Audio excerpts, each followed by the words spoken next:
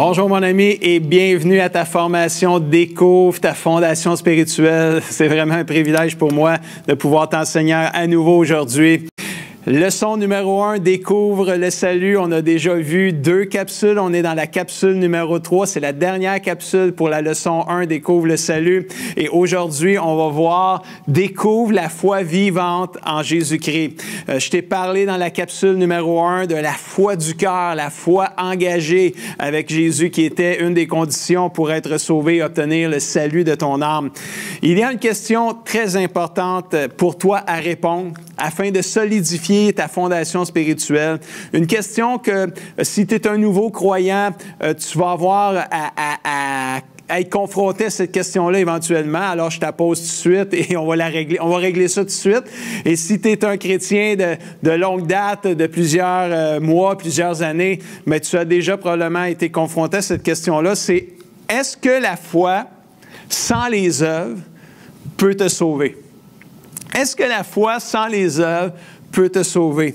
Pour t'aider, je vais répondre bibliquement à cette question-là et on va voir dans le livre de Éphésiens, chapitre 2, versets 8 et 10, la réponse à cette question-là. Et comme on voit à l'écran, c'est par la grâce que vous êtes sauvés. Par le moyen de la foi, cela ne vient pas de vous, c'est le don de Dieu. Donc, c'est par la grâce qu'on est sauvé, par le moyen de la foi, ça ne vient pas de vous, c'est bon. Verset 9, ce n'est pas par les œuvres qu'on est sauvé, afin que personne ne se glorifie, car nous sommes son ouvrage ayant été créé en Jésus-Christ, la nouvelle personne, la nouvelle naissance, et on est une nouvelle personne en Jésus-Christ. On a été créé pour des bonnes œuvres que Dieu a préparées d'avance afin que nous les pratiquions. Est-ce que la foi sans les œuvres peut te sauver? Mais la réponse, c'est oui. C'est pas par les œuvres qu'on est sauvé, c'est par la foi, c'est clair, c'est précis, c'est par la grâce, la foi en Jésus-Christ. Mais c'est super important de comprendre qu'une fois qu'on est sauvé, que comme là, toi, une fois que tu es sauvé, il y a des bonnes œuvres à pratiquer pour toi, que Dieu a préparées pour toi, que tu puisses vivre pour toi et pratiquer autour de toi. Te souviens-tu, quand Jésus a été crucifié, il y avait 2 bandits. Un à côté de... Jésus était dans le milieu, puis il y avait un bandit de chaque bord de Jésus sur la croix. Il y a un des bandits qui a dit à Jésus, « Souviens-toi de moi quand tu seras dans le paradis. » Jésus lui a dit, « Aujourd'hui même, tu seras avec moi dans le paradis. » Il avait dit ça au bandit qui était à côté de lui. Cela te démontre quelque chose de bien important, que ça te démontre que tu peux être sauvé par la foi en Jésus seul. Ce n'est pas les œuvres qui vont te sauver. C'est ta foi en Jésus seul. Ce bandit-là, il est mort pas longtemps après avoir cru en Jésus-Christ. Tu sais, il n'a pas eu le temps de faire des bonnes œuvres pour être sauvé, là. Parce que tu n'es pas sauvé par des bonnes œuvres, tu es sauvé par la foi en Jésus seul. Maintenant, il arrive quoi à une personne qui vit longtemps après avoir dit oui à Jésus? Qu'est-ce qui arrive à cette personne-là? Bien, elle, la personne, là, moi, là, c'est mon cas, là, moi, ça fait plus de 40 ans que je suis chrétien, que j'ai dit oui à Jésus-Christ. Là, je ne suis pas mort comme le bandit. Là, 2 heures après que j'ai dit oui à Jésus, je suis encore vivant aujourd'hui. Je fais quoi? Je fais les bonnes œuvres que Dieu a préparées d'avance pour moi. Ça, là, c'est vraiment merveilleux et puissant.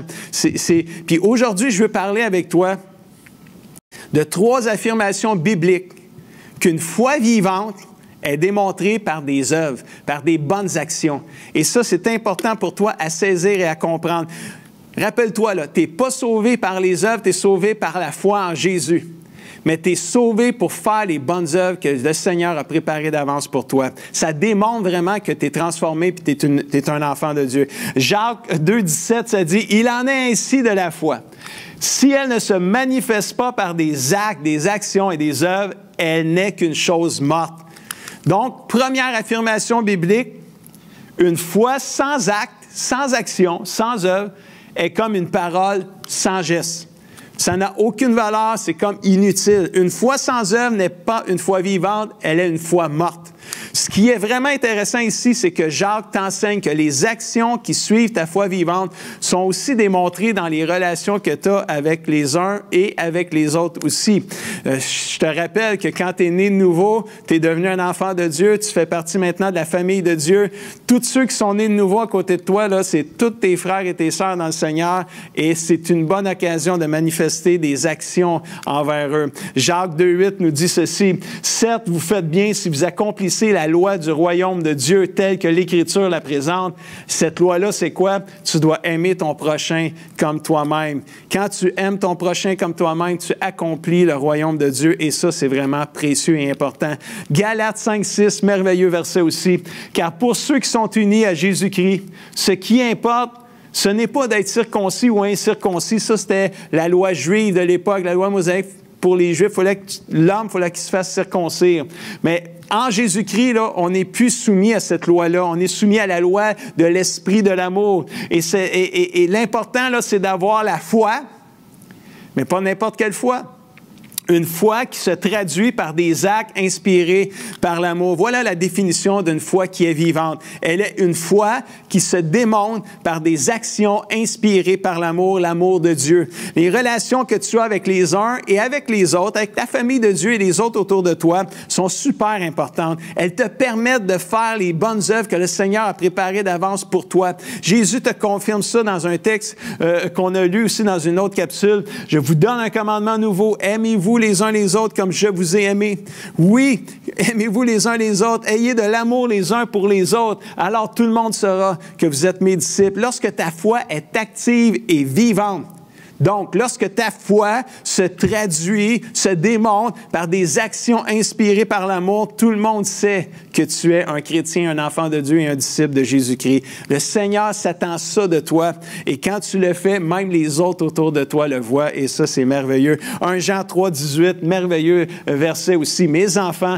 n'aimons pas avec des paroles et avec des beaux discours, mais aimons avec des actions. » C'est ça que la Bible dit. Ces actions-là montrent que notre amour est vrai. C'est pas de pas dire des paroles, c'est pas de pas dire des beaux discours, mais c'est de confirmer, de démontrer nos paroles, nos beaux discours avec des actions qui suivent nos paroles et nos discours.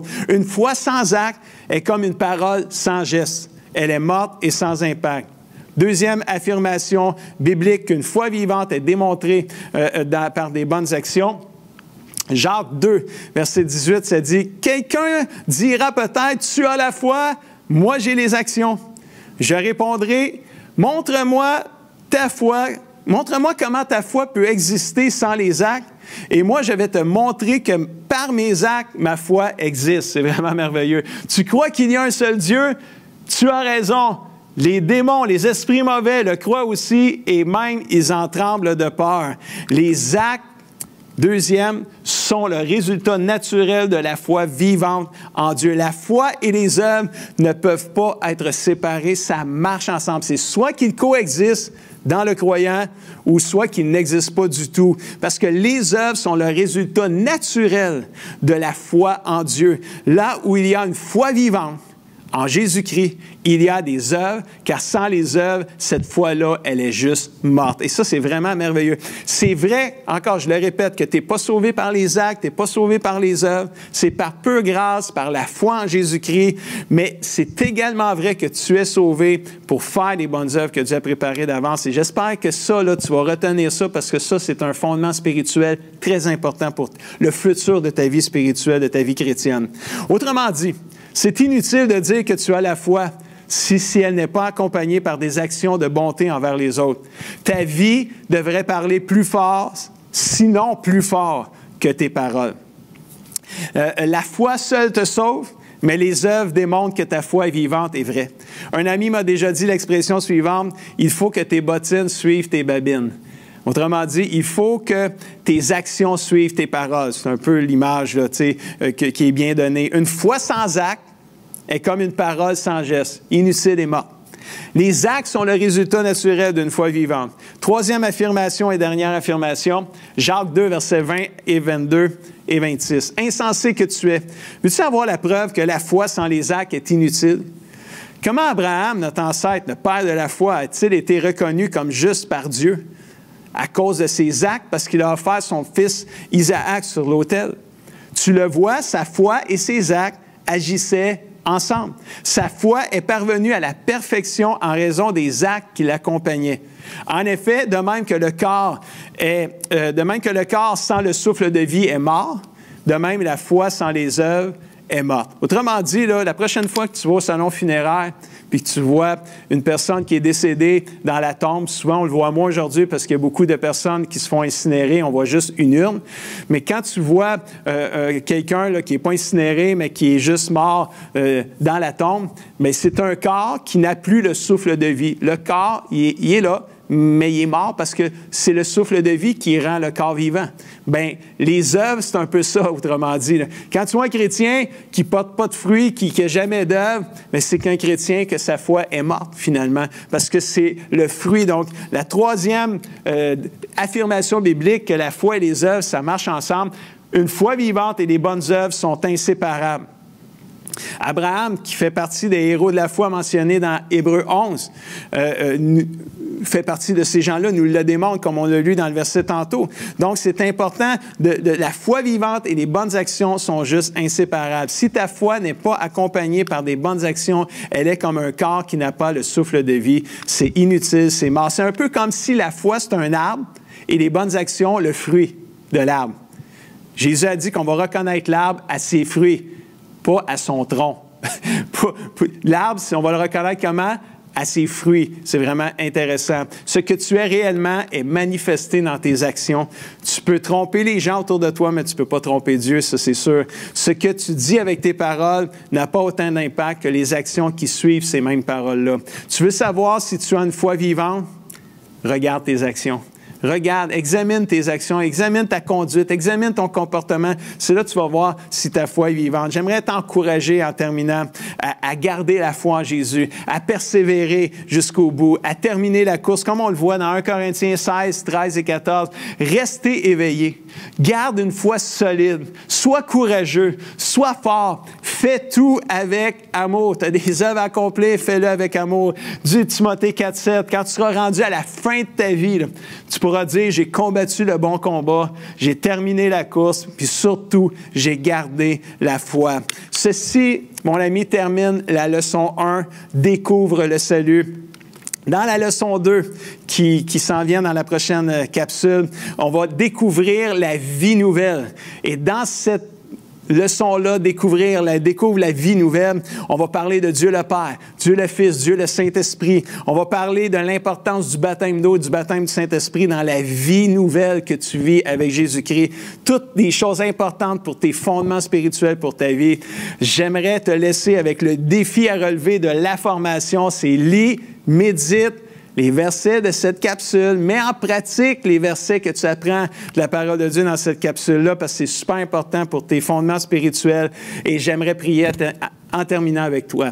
Papa Céleste, merci pour mon ami qui est encore là aujourd'hui, qui veut grandir, qui veut approfondir sa foi, approfondir sa vie chrétienne et bâtir sa vie chrétienne sur un fondement solide. Je prie pour la foi de mon ami, que rien ne vienne faire obstacle, Seigneur, à sa croissance spirituelle, Seigneur, que sa foi tient bon jusqu'au bout, que sa foi ne défaille point, Seigneur Jésus, que sa foi reste solide jusqu'à la fin, Seigneur. Je prie, Seigneur, au nom puissant de Jésus.